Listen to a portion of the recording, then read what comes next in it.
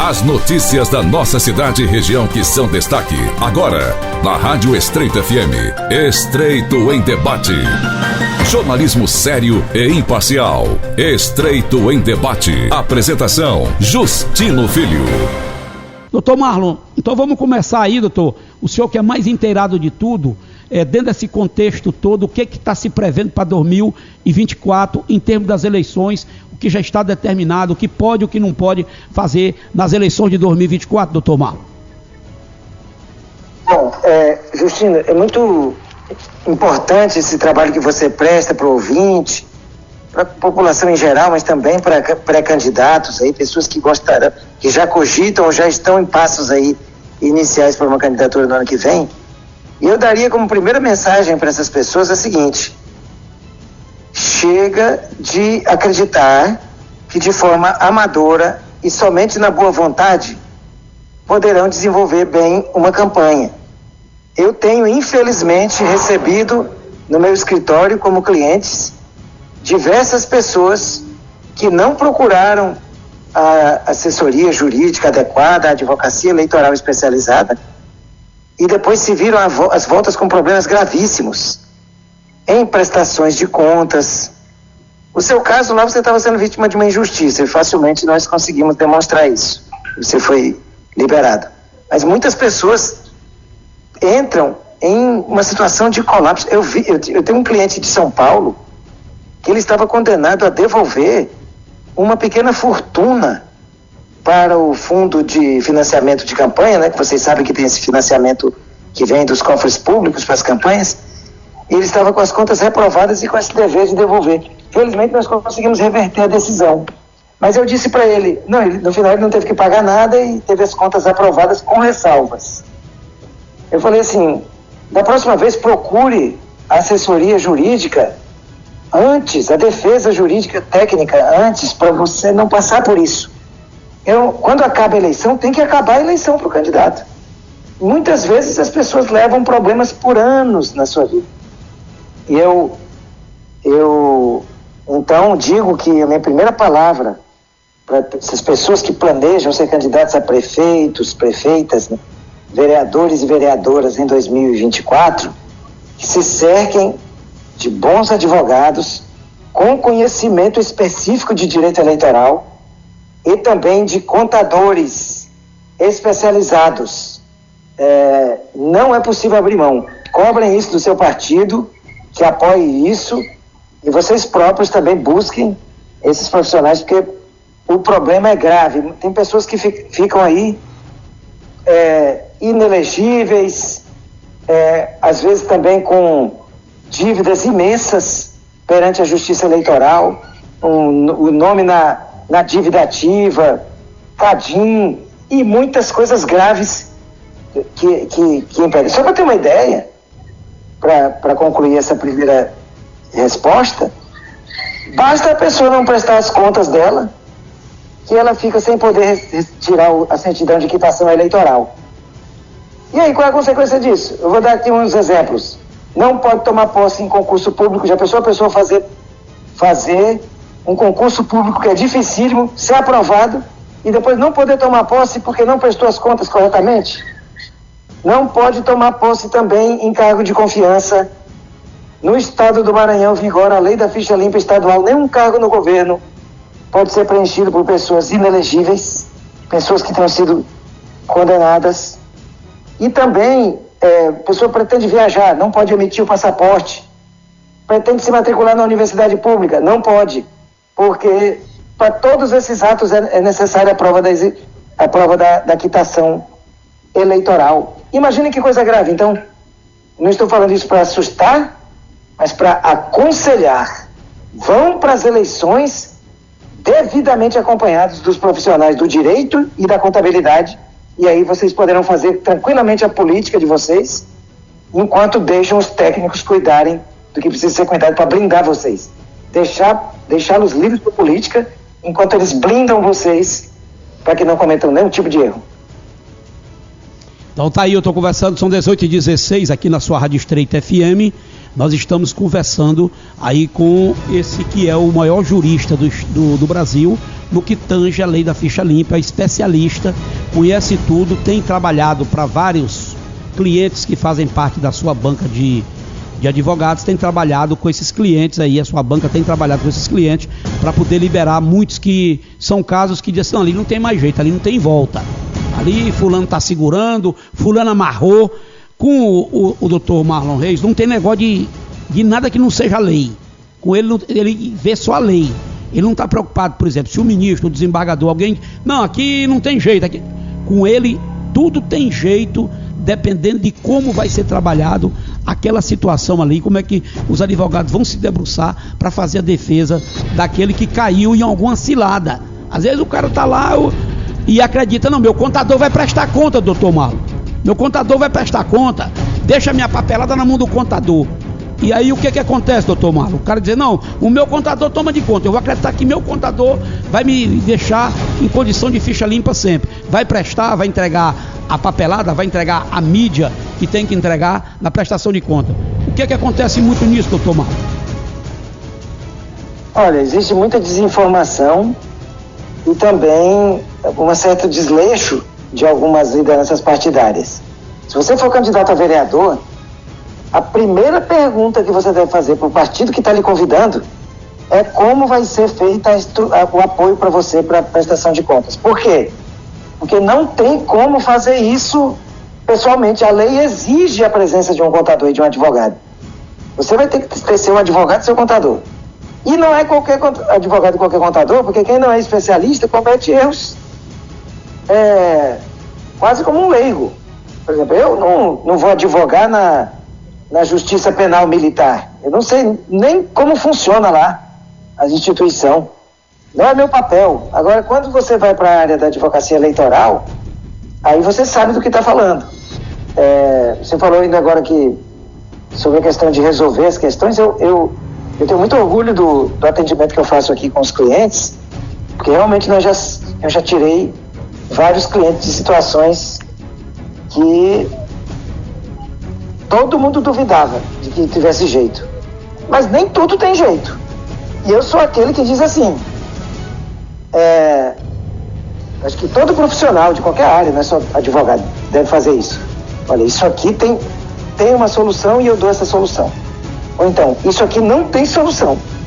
A pessoa precisa ter honestidade de dizer, olha, isso aqui você perdeu o prazo. Não há mais o que fazer. Não existe medida cabível. Então é preciso ter essa seriedade também.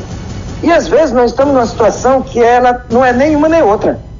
Nem é totalmente garantido e nem é totalmente sem saída. E aí o que se faz é a hora do advogado ir brigar para encontrar a solução melhor para o cliente dele. Mas o que eu queria dizer é isso. Quem for candidato a vereador, vereadora, ano que vem, quando for convidado, vem aquela vaidade, diz, olha, eu fui convidado para ser candidato a vereador, e eu acho que realmente eu posso representar meu município aqui, a minha comunidade, mas pensem no lado seguro da coisa. Fala assim, tá bom, você está me convidando, mas como vai ser a estrutura de prestação de contas para os candidatos a vereador?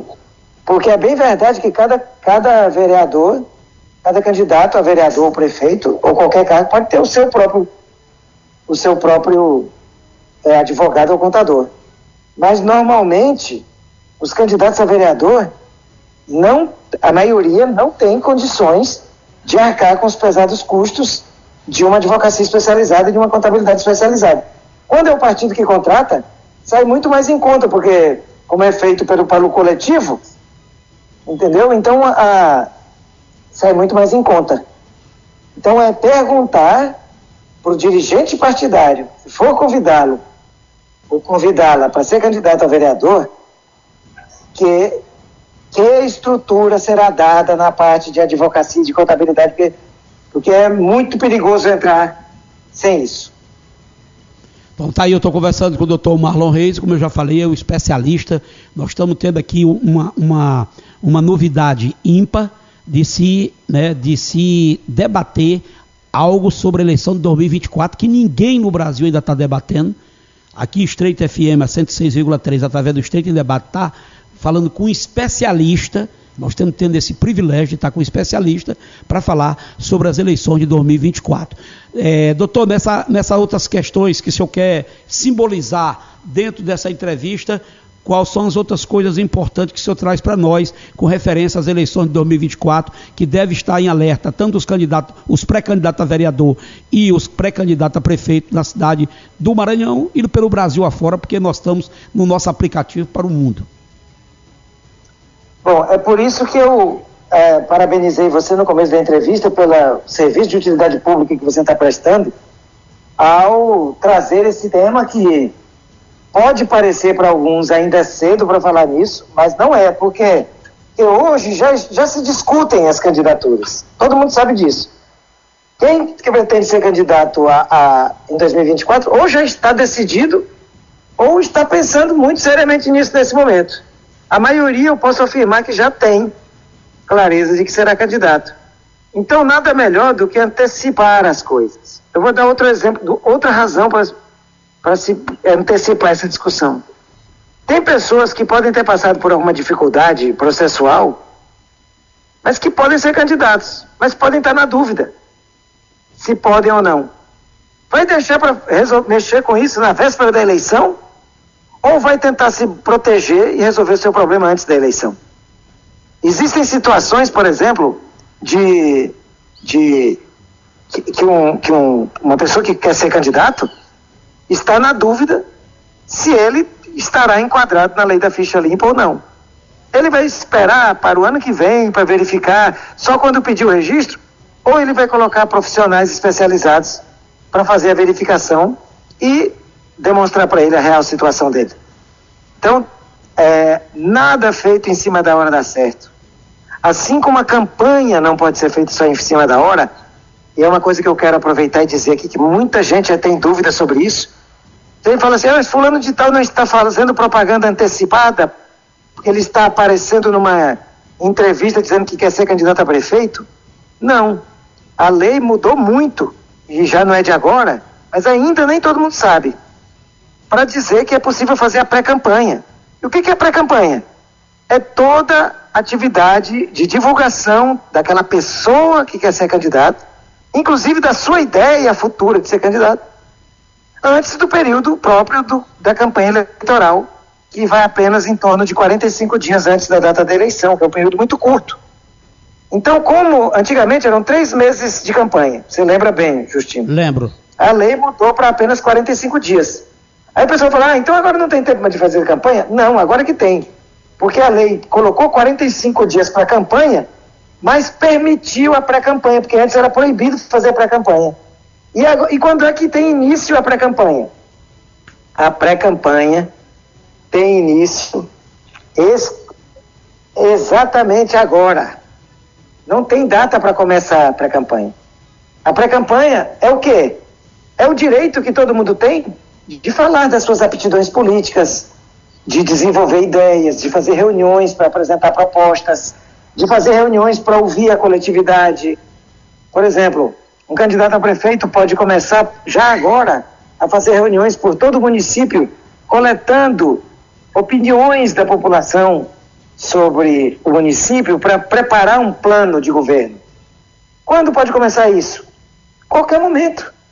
Então, a eleição já está aí, as regras eleitorais estão aí, não para atrapalhar, mas para beneficiar. Mas aqueles que não observam as regras, aí esses vão se atrapalhar.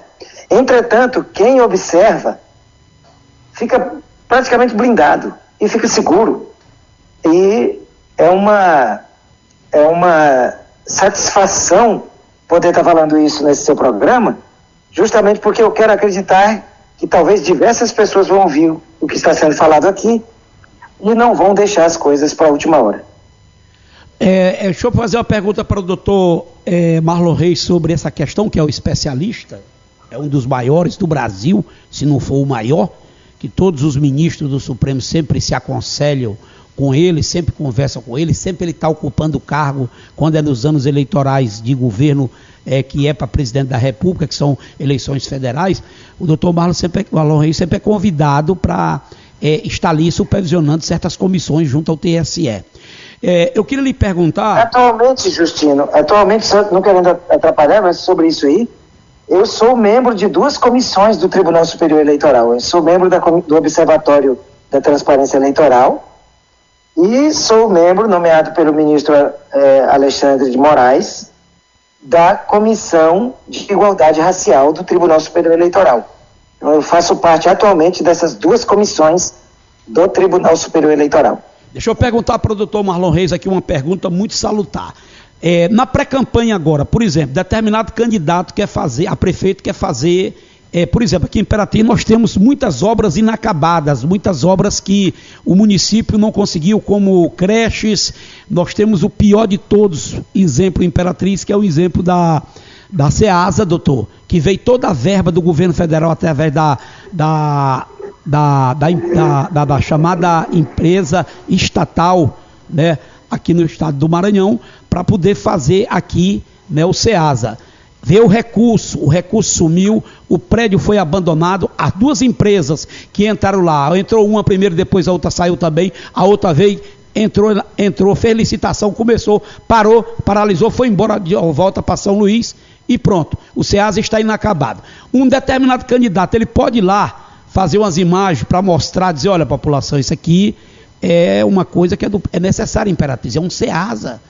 O dinheiro veio, o recurso veio. Eu vim mostrar para vocês que a gente precisa que alguém, que quando assumir a prefeitura de Imperatriz, alguém que diga, eu vou terminar a obra, eu vou fazer a obra, porque é uma coisa para o povo de Imperatriz.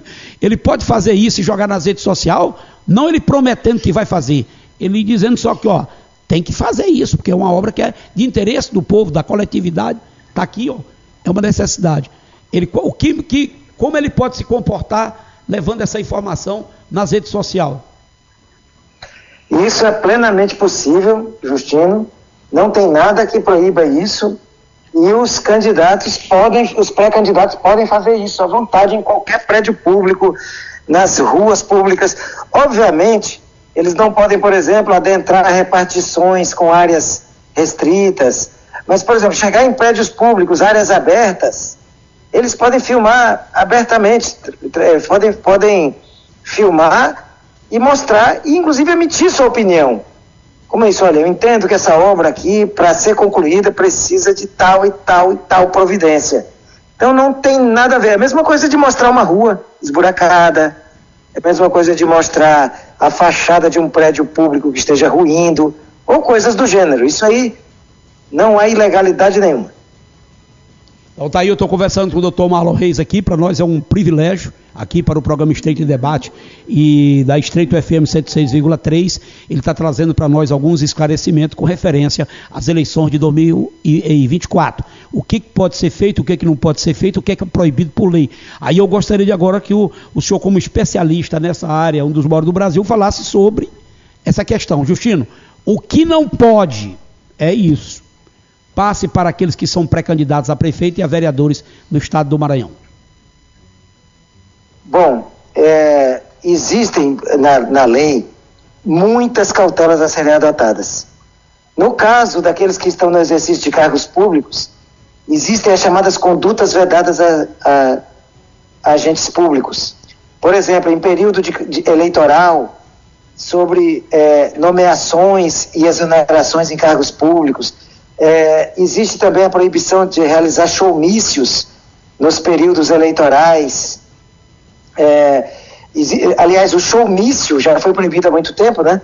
Não só nos períodos eleitorais, mas o que eu queria me referir na verdade, era inaugurações. Nos 3 meses que antecedem o pleito, não é possível fazer inaugurações de obras públicas e também com a realização de shows, e nem com a presença das autoridades. O candidato ele não pode estar presente na inauguração. Eu poderia ficar aqui, daria vários programas para eu lhe relacionar os itens proibidos. Mas eu queria lembrar que a lei também, tem gente que fala assim, que pensa assim, mas e a lei da ficha limpa? Ela funciona ou não funciona? É só vocês perguntarem para os políticos. Porque a quantidade de pessoas que fica de fora da eleição, e o Justino sabe disso, porque ele acompanha de perto o cenário político, da região. Enquanto muita gente está discutindo se ela pega ou não, ela está pegando. Ela deixa de fora muita gente, pessoas com contas rejeitadas pelos tribunais de contas, pessoas condenadas por compra de votos, pessoas condenadas por abuso de poder nas eleições, pessoas condenadas por crime de homicídio. Muita gente fica de fora. Só que nem tantos assim a justiça barra. Por quê? Porque a pessoa, sabendo que é inelegível, ele nem tenta. Então algumas eleições atrás, a Justiça, a Procuradoria-Geral da República calculou o número espantoso de cerca de 400 mil brasileiros proibidos de se candidatar pela lei da ficha limpa. 400 mil pessoas que já tiveram alguma posição política e que não podiam voltar pelo prazo de 8 anos.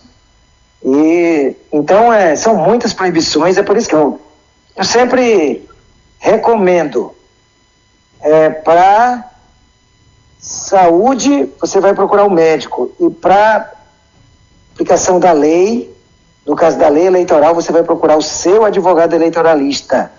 Para aplicação da contabilidade de campanha, você vai procurar um contador que tenha especialização na área. É uma contabilidade muito especializada, muito cheia de detalhes, muito onde com algum erro pode causar um problema grave. E o contador é um verdadeiro parceiro deve ser um verdadeiro parceiro do candidato, orientando ele e fazendo a contabilidade ao longo da campanha.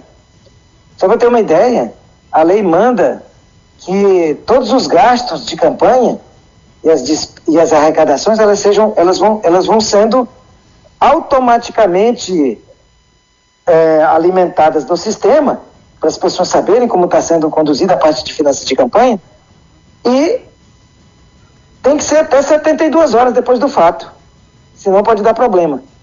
Então é um universo, eu não sei se dá para vocês perceberem, mas eu falo assim, sobre a cautela, sobre a necessidade, mas eu falo de forma apaixonada, porque Estreito em Debate. Eu amo fazer, que é advogar nessa área, e felizmente eu tenho a oportunidade de ter pessoas como o Justino que me permitem vir conversar com vocês. Eu sei que muita gente ouve pela grande audiência da rádio e também particularmente pela capacidade comunicacional do Justino, que é um dos maiores comunicadores do Maranhão e está ali num número mínimo de grandes comunicadores da região tocantina, está na ponta do iceberg o Justino, e por isso eu me orgulho de estar aqui podendo conceder essa entrevista a ele. Não, e hoje o diretor lá da televisão lá, que tem um programa na TV Imperatriz Canal 4.1, ele é muito fã.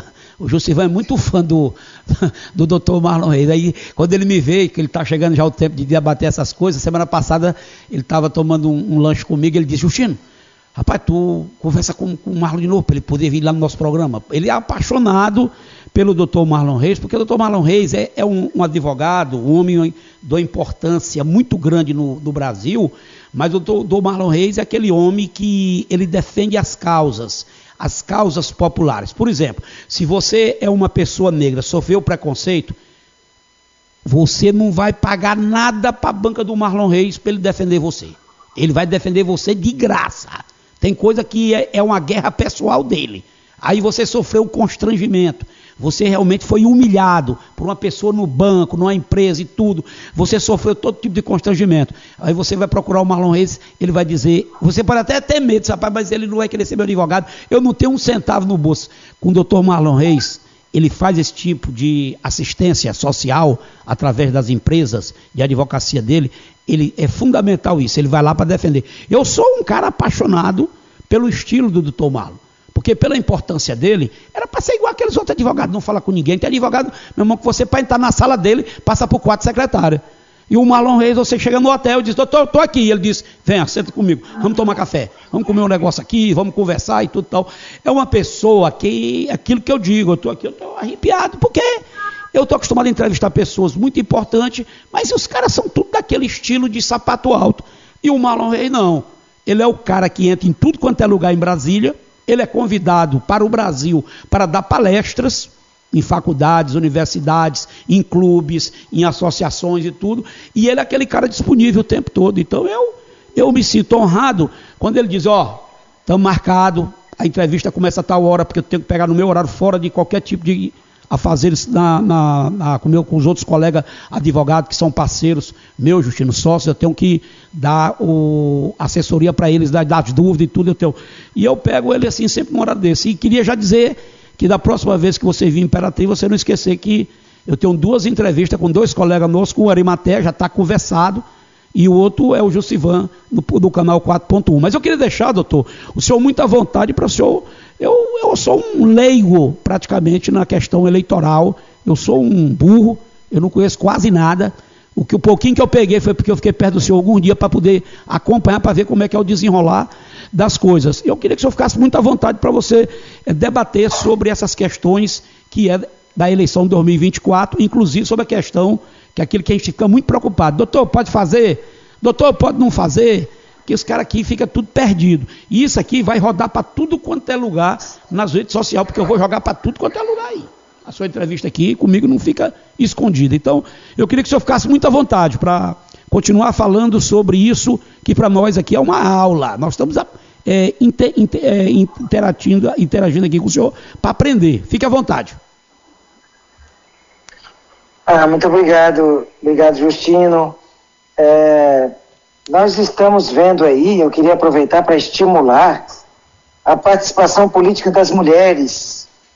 E também você falou aí do trabalho que eu desenvolvo no meu escritório pro bono, em favor de populações marginalizadas, de grupos subrepresentados.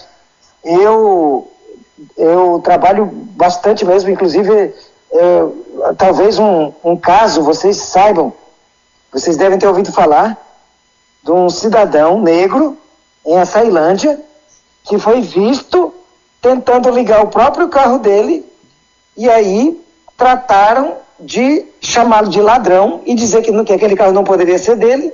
Você lembra bem desse episódio, Justino? Lembro. Inclusive eu estive contigo falando na televisão sobre isso. E o que pouca gente sabe é que eu acompanho aquele processo, eu sou advogado voluntário, pro bono, como se chama aqui no meio jurídico, né? Mas é o voluntário, é gratuito.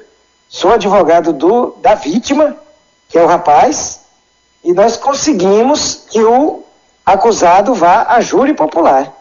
A sentença já saiu de pronúncia, agora ele está com recurso para São Luís, estamos acompanhando de perto, mas aquele caso deve ir para júri popular. E por quê? Porque eles tentaram matar o rapaz, dizendo que ele estava tentando roubar o próprio carro.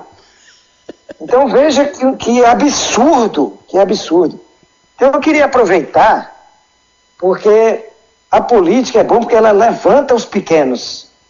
Eu queria aproveitar e dizer para você que é de um grupo que pode se sentir de fato ser marginalizado, as mulheres que são desvalorizadas na nossa comunidade, recebem um salário mais baixo que o dos homens na mesma situação, as mulheres que têm que fazer 2, 3 turnos, que é cuidar de filho, cuidar de casa, cuidar ainda tem seu trabalho, e não tem a mesma valorização.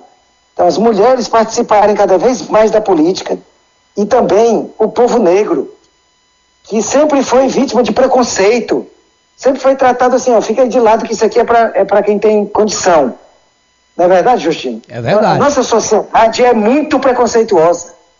E você praticamente não vê pessoas negras em altos cargos, em altas posições. Você vê exercitando atividades mais básicas, geralmente trabalhos braçais e tudo. Quanto mais você sobe na hierarquia, menos pessoas negras vai. Pois vamos participar da política.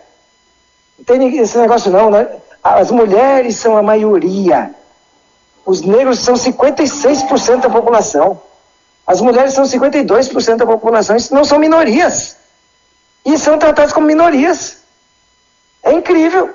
Porque é uma minoria. Minoria nada. Minoria é quem tem voto de eleger presidente da República.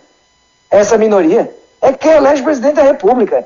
Então é um grupo majoritário e poderoso que na hora que tiver essa consciência fará. Eu estou falando isso aqui também como cidadão, mas eu quero dizer que do ponto de vista da lei eleitoral foram criados vários estímulos às candidaturas de pessoas negras e de mulheres. Então, quem tiver nessas condições pode se informar melhor, porque tem cota para mulher na chapa, tem que assegurar. Hoje em dia, se a chapa não for preenchida adequadamente com a proporção de mulheres, a chapa inteira é cassada. Então é uma questão de obrigatoriedade de botar mulheres na chapa. Antes eles não queriam colocar, era só homem, mas agora é obrigado a colocar, e aí elas entram, e de vez em quando eu vou lá e tomo o cargo do sujeito, de quem não estava esperando. Então é entrar, participar, aprender e observar as leis. As leis querem e estimulam a participação de candidatos negros e de candidatas. As mulheres também são muito bem-vindas e a lei estimula com diversos aspectos a participação dessas pessoas. Doutor Marlon Reis, são 18 horas e 42 minutos. Deixa eu lhe perguntar aqui uma coisa. O senhor também está incentivando os jovens a tirar o título de eleitor aos 16 anos? O senhor está também, eu ouvi o senhor falar sobre a questão que os jovens têm que ter participação na política mais ativa, a juventude tem que participar. Eu ouvi o senhor fazendo um debate sobre isso. Eu queria que o senhor falasse sobre esse tema também, sobre a juventude participar das eleições de 2024. A Constituição Federal, no artigo 14, com muita sabedoria, estabeleceu que o voto é obrigatório a partir dos 18 anos, mas que ele já pode ser concedido a partir dos 16. O voto facultativo entre os 16 e os 18 anos. Mas e se eu tenho 15 anos no começo do ano que vem, uma pessoa de 14 anos vai complete 15 anos, por exemplo, em setembro, e ele acha que não pode votar porque ele não terá 16 anos no dia de tirar o título. Mas ele deve ir porque a Justiça Eleitoral vai fazer o título dele mesmo ele tendo 15 anos. Por quê? Porque no dia do voto ele terá 16. Então, pessoas de 15 anos podem se alistar eleitores, não precisa esperar os 16, desde que complete a idade até a data, antes da data da eleição. Olha que coisa interessante. Por que isso? Por que a Constituição faz isso, permite isso? Porque o jovem é importante. Ouvir o jovem é fundamental. As jovens precisam ser ouvidas. E é por isso que a Constituição dá esse poder. Veja bem, não é pouca gente não. A nossa sociedade é uma sociedade jovem. Nós temos um grupo muito grande, a maioria da população é de pessoas jovens. Estreito em debate. E aí, a diferença que faz de percentual pode ser a diferença entre a eleição de muita gente, de vereadores, de prefeitos, porque conquistaram o voto dessa juventude. Então, eu digo que e outra coisa, o mesmo vale para o candidato. Embora não possa haver candidatura antes dos 18 anos, e com 18 anos ele pode ser eleito vereador. Mas, então não tem aquela possibilidade do voto facultativo, a mesma do voto facultativo, né, a partir dos 16. Não, tem que completar 18 anos para ser vereador. Mas convenhamos, uma pessoa de 18 anos é muito jovem. É uma idade excelente para participar da política. Quem sabe a gente tem cada vez mais políticos jovens que não tenham medo de participar e não raros são eleitos. Então fica também um convite para a juventude participar, não só se alistando como eleitores, como também como candidatos, participando como candidatos. Então tá aí, eu estou conversando com o doutor Marlon Reis, já estou estourado no horário com ele, porque com ele tem que começar no horário e terminar no horário que ele especificou, porque ele faz, como eu disse, ele conversa com advogados da banca que faz parte de Marlon Reis, pelo Brasil inteiro. Então o tempo dele é corrido e ele está ali todo o tempo seguindo uma agenda, e eu quero agradecer a participação do Dr. Marlon Reis mais uma vez, pedir a Deus, né, para que o conduza aí na sua vida com muita saúde, certo? Para lutar pelos aqueles que são mais fracos, que eu conheço a história dele como um homem que luta pelas pessoas que realmente precisam, certo? De ter o apoio para ter a justiça, chamada justiça social, ela ser realmente respeitada. Estreito em debate. Dos brasileiros que realmente tem o coração de fazer o bem para as pessoas. E eu Agradeço muito pela consideração, pelo respeito, pela a dedicação, que quando ele é chamado para falar para o povo, ele sempre está disposto e sempre está pronto para dar a sua colaboração para lá na frente, né? Quando nós chegávamos lá nos 85, 90 anos, o doutor Marlon Reis pode olhar para trás e dizer, eu deixei um legado muito grande, fiz a minha parte, né? Combati tudo que tinha que combater. Quero dizer o seguinte, doutor, eu não sou um homem de me admirar de muita gente, não.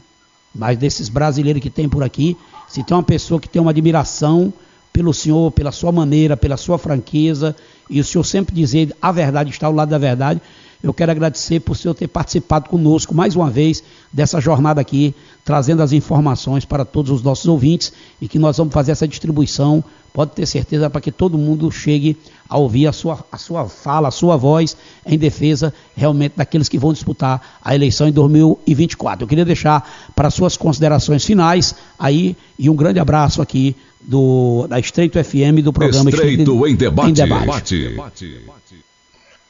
Bom, eu só quero agradecer a Estreito FM, quero agradecer ao Justino Filho e a todos e todas os ouvintes, e dizer que espero ter a oportunidade de voltar, né, para a gente tratar de assuntos mais para frente, que vão se afunilando e vai se tornando mais densa a discussão. E também, se o Justino permitir, eu queria convidar vocês a me seguirem nas redes sociais. O meu Instagram é @MarlonReisADV. @MarlonReisADV. Um grande abraço, pessoal. Boa noite. Boa noite, que Deus abençoe o senhor, doutor. Muito obrigado aí pela sua fala.